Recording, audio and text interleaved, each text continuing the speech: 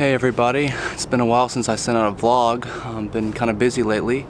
One of the main things going on was I got a new place to live.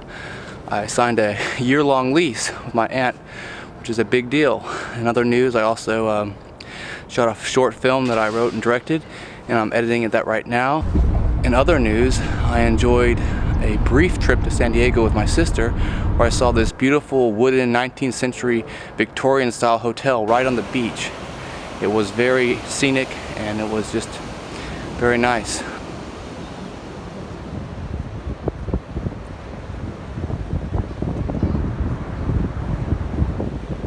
I also got to go to a restaurant where they filmed a scene from the movie Top Gun back in the 1980s. This is Burbank. There's Warner Brothers over there.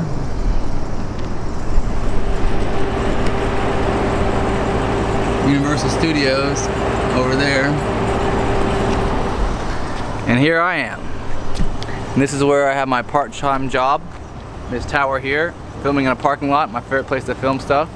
Another one of the big things that I've done recently is get my car registered in California. I've been at the mechanic's place the last 2 days. I don't know which is harder, getting a job at a studio or getting my car to pass the California emissions. I'll tell you what, it was an emotional experience for me taking off my license plates because I didn't want to lose my, this may sound silly, I didn't want to lose my Tennessee identity or association, and so taking that off was, I don't know, it gave me a moment of reflection. This may sound obvious, but here in LA, the Oscars are a much bigger deal. I mean, I feel like this unspoken pressure to like see Oscar-nominated films. Maybe it's because it's billboards everywhere around the city promoting them, or free Q&A panel discussions with people that made the films. But it's kind of like what people are talking about, like, have you seen this film? Have you seen that film? And so you kind of feel left out if you haven't been watching the Oscar-nominated films. And so never in my life have I felt so much pressure to kind of be a part of that discussion or whatever, you know.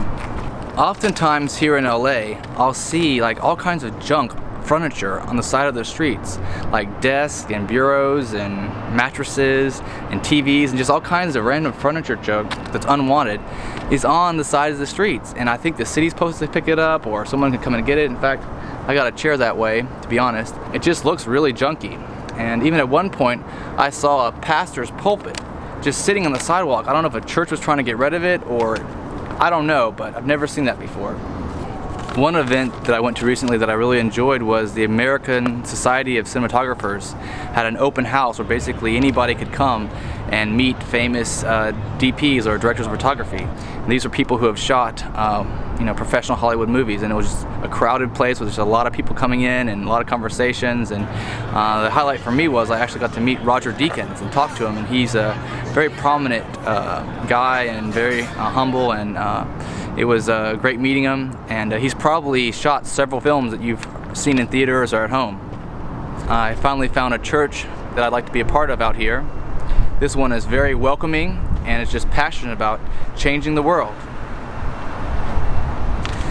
Just kidding, I haven't joined Scientology, but I have found a church in Santa Monica that meets at a high school that I would like to be a part of and become a regular attender.